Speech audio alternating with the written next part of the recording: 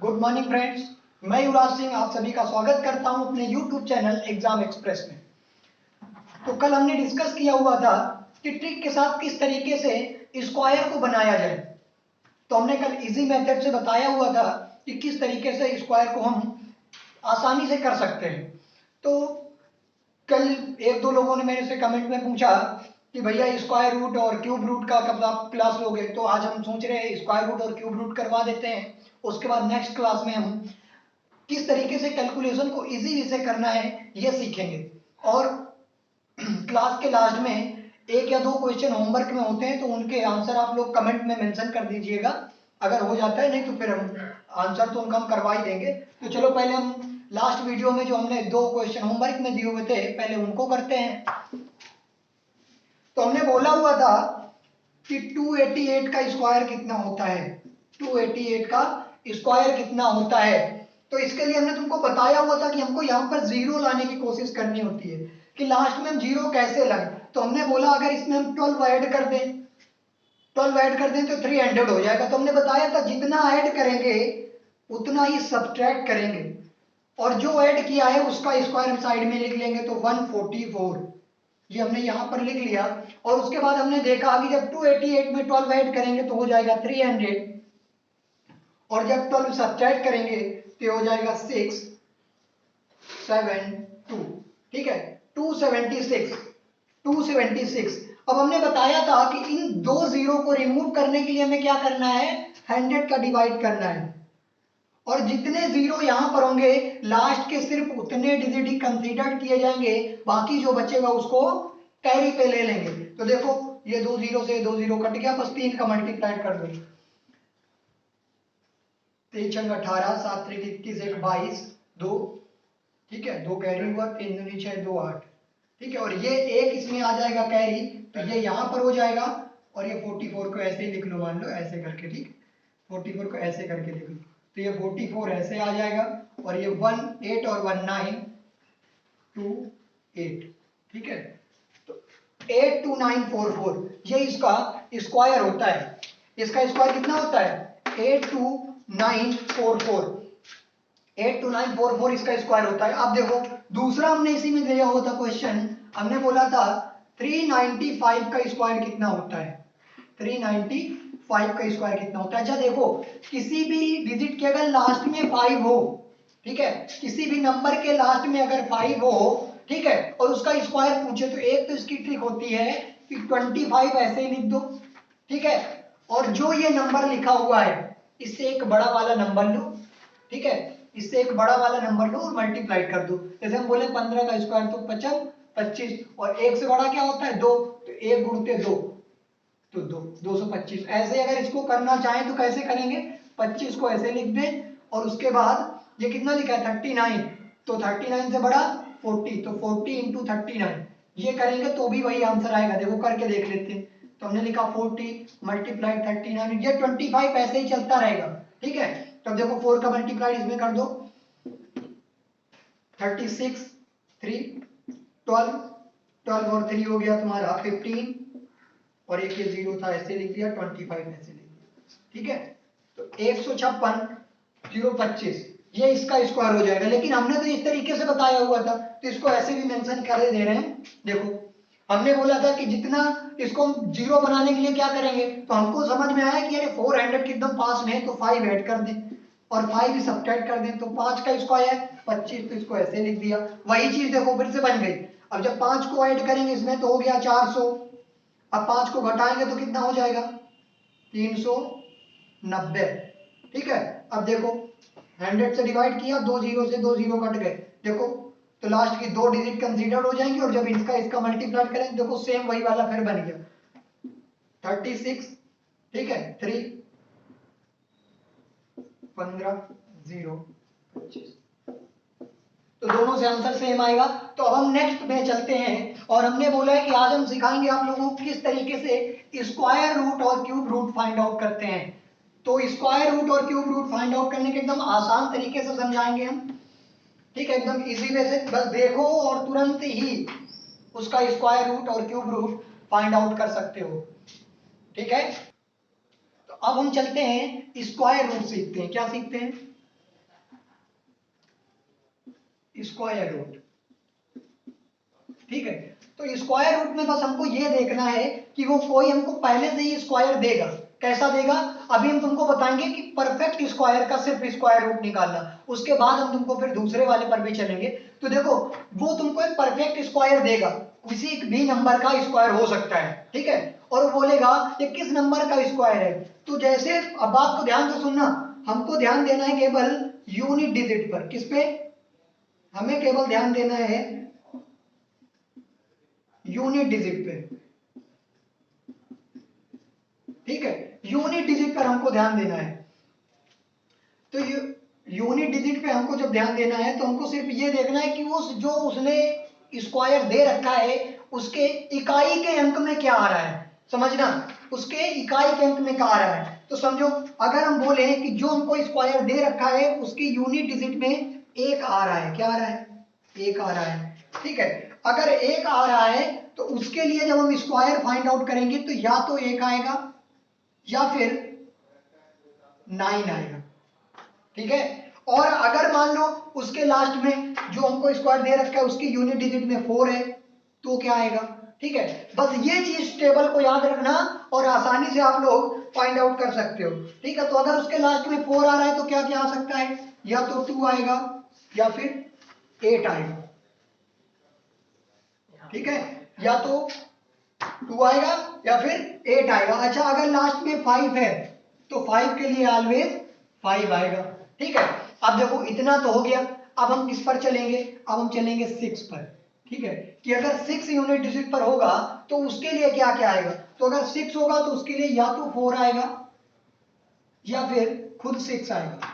ठीक है, समझ में आया। और अगर मान लो इसी पर लास्ट में यूनिट डिजिट में आ जाए 9 तो क्या आएगा। तो 9 के लिए क्या क्या आ सकता है, 9 के लिए एक तो आएगा 3 आ सकता है,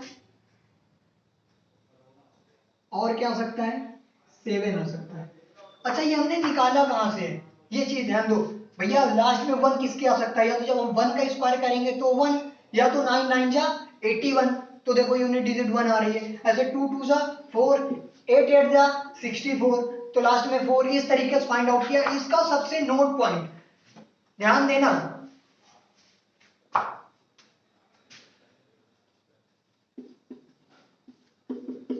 अगर किसी भी जो तुमको स्क्वायर दिया है, उसने जो तुमको क्वेश्चन में स्क्वायर दिया है, अगर उसके लास्ट की यूनिट डिजिट 2 है, 3 है, 7 है या 8 है, 2 है, 3 है, 7 है या 8 है, तो ये एक परफेक्ट स्क्वायर नहीं होगा। तो ये एक परफेक्ट स्क्वायर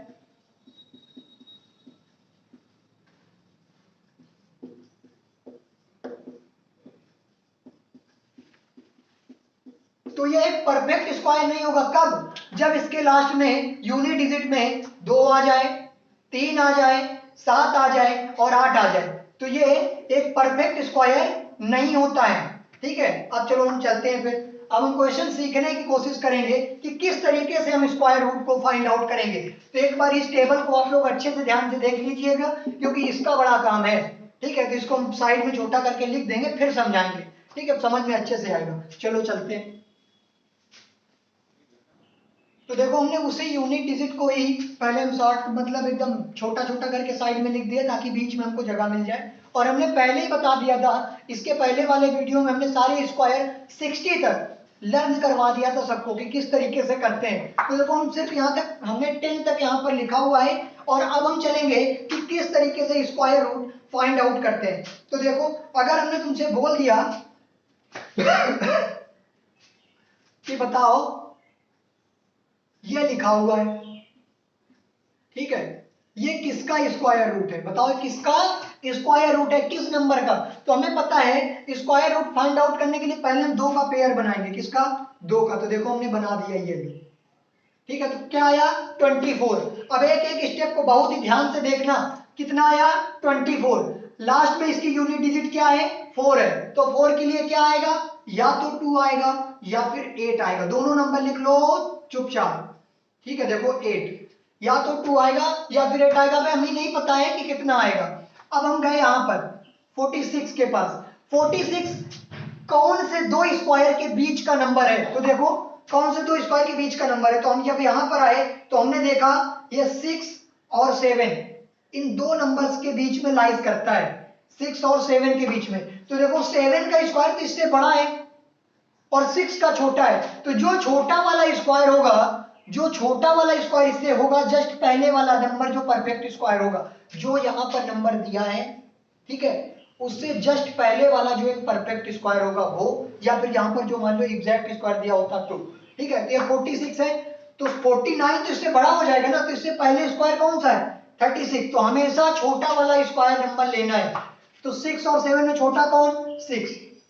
अब देखो या तो 62 होगा या फिर 68 होगा। अब इन दो नंबर को देखने के लिए हमें क्या करना है, बस ये सबसे इंपॉर्टेंट है। और ये देखो हमने बोला 46, अब बताओ ये 46 जो है वो 36 के ज्यादा पास में है या 49 के ज्यादा पास में है।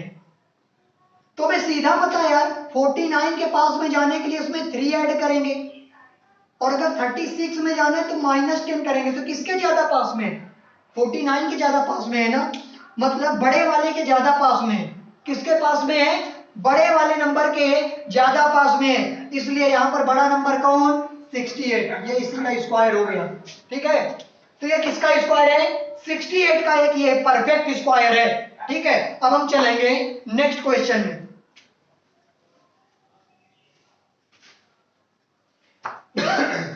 अब देखो जब हम नेक्स्ट क्वेश्चन पर चलेंगे तो मान लो हमने तुमसे बोल दिया कि अब बताओ तुम ये लो, हमने कहा बताओ ये किसका परफेक्ट स्क्वायर है, कौन से नंबर का परफेक्ट स्क्वायर है ना। स्क्वायर रूट हमको फाइंड आउट करना, तो हमने जो बोला था वो कर लो चुपचाप। हमने बोला लास्ट की 2 डिजिट पे ऐसे कर लो, ठीक है। तो यहाँ पर लास्ट की डिजिट क्या है, यूनिट डिजिट 6, और 6 के लिए आता क्या है, या तो 4 आएगा या फिर 6 आएगा। तो हमने चुपचाप ऐसे इसको लिख लिया कि या तो 4 आएगा या फिर 6 आएगा, इन्हीं दो में से कोई आना है, ठीक है। अब ये है 88, तो अब हमको उधर देखने की जरूरत ही नहीं है। 88 का मतलब कौन से दो स्क्वायर के बीच में है, तो या तो 9 का स्क्वायर कितना होता है 81, और 10 का कितना होता है 100। तो देखो इन्हीं दो के बीच में है ना 88, तो लेना कौन सा है, हमेशा छोटा वाला नंबर लेना है। तो कहाँ लेंगे 9, तो या तो ये 94 का स्क्वायर होगा या फिर ये 96 का स्क्वायर होगा। अब इन दो में किसका होगा ये देखने के लिए देखो कि ये 88 किसके ज्यादा पास में है, 100 के या 81 के। तो हमें पता है 100 के पास जाने के लिए इसको 12 ऐड करने पड़ेंगे, लेकिन 88 के ज्यादा पास में है। किसके पास में है 88, तो छोटे वाले के पास में है ना, या ऐसा कह लो पहले वाले के पास में है ना। तो यहाँ पर पहला कौन है या छोटा कौन है, तो 94, तो ये इसका स्क्वायर हो गया, ठीक है। समझ में आ रहा है, चलो एक क्वेश्चन और करते हैं।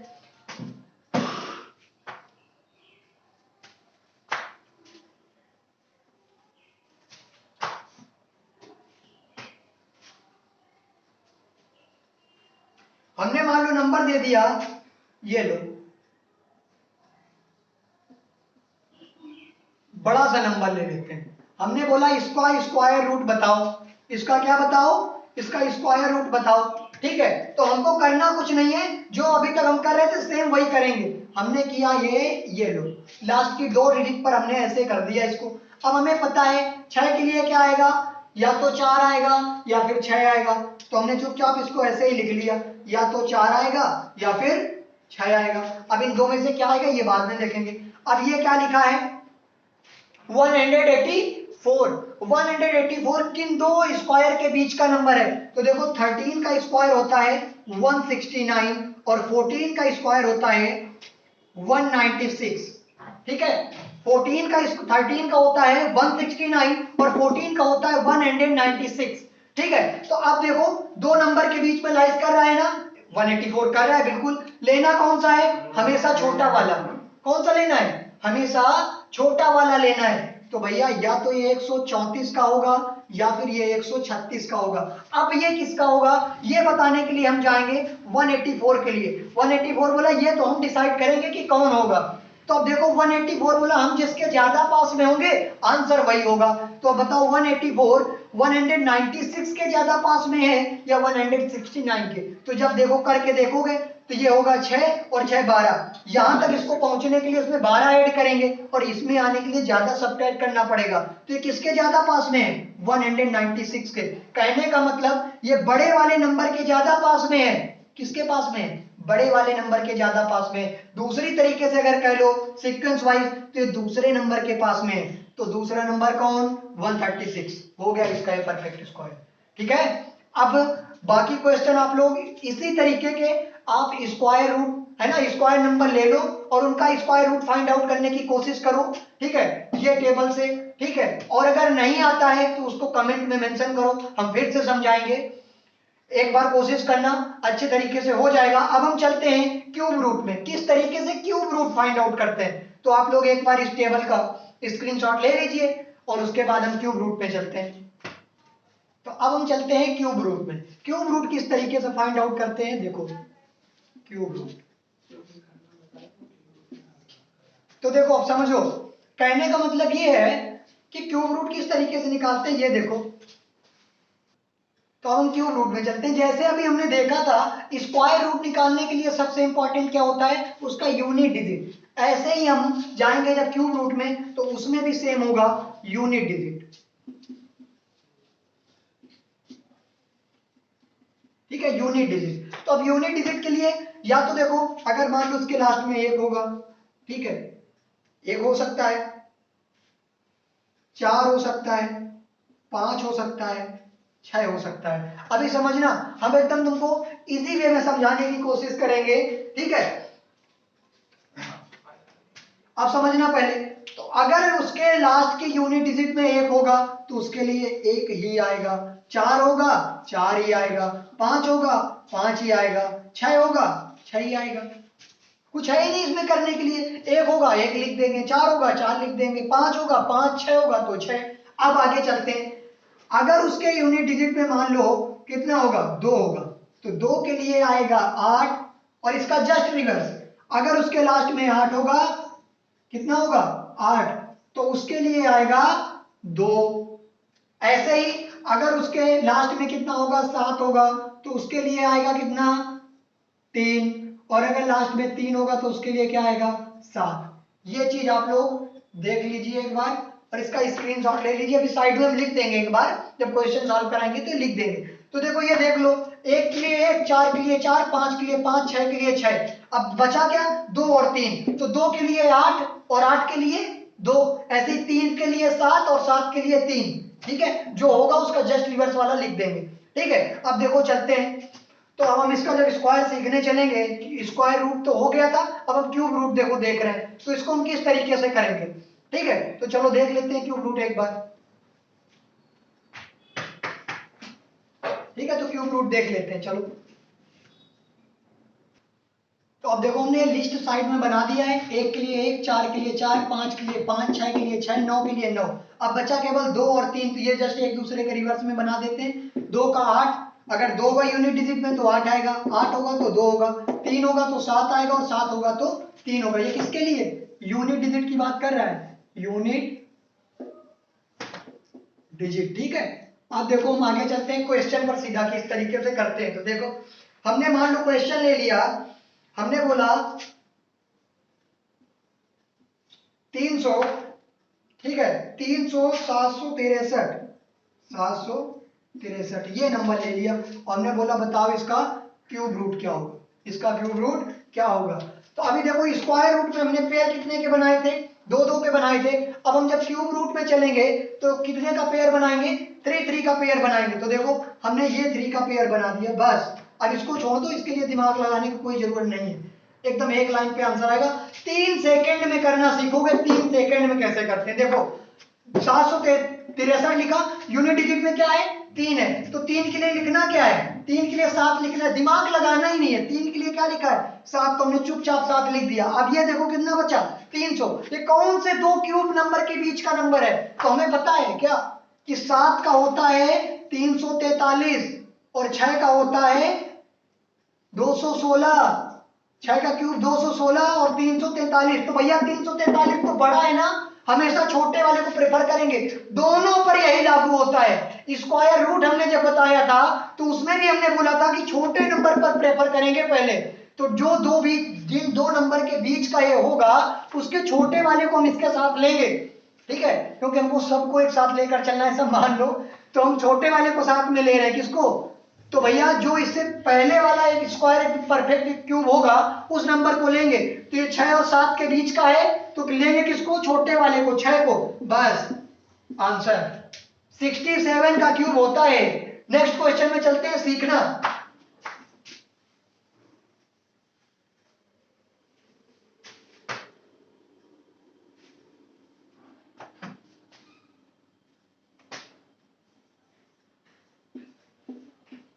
नौ सौ इकतालीस 192 941 बोला इसका क्यूब रूट बताओ। तो हमको कुछ नहीं करना है, लास्ट की 3 डिजिट ली, बस 3 डिजिट ले लो चुपचाप। 3 डिजिट ले ली। अब देखो लास्ट में क्या आया? 2 के लिए क्या आता है? 8 आता है। चुपचाप इसको ऐसे लिख लो 8। अब देखो हमें कुछ नहीं करना है, क्या है? 941 किस दो क्यूब नंबर का है, मतलब किन दो नंबर के बीच का क्यूब है। तो हमें पता है कि 8 का होता है कितना? 8 का तो 512 होता है। तो 9 का कितना होता है? 9 का होता है 729। 9 का क्यूब 729 और 10 का 1000। 10 का कितना? 1000। तो ये किन दो नंबर के बीच का है? देखो इन्हीं दो के बीच में लाइज कर रहा है, बाकी हमें कुछ देखना ही नहीं है। जिनके दो के बीच में छोटे वाले को उठा लो 9, बस इसको यहां पर रख दो। इस नंबर का ये क्यूब रूट होता है और इसमें कुछ करना ही नहीं है, ठीक है। एक क्वेश्चन और कर लो।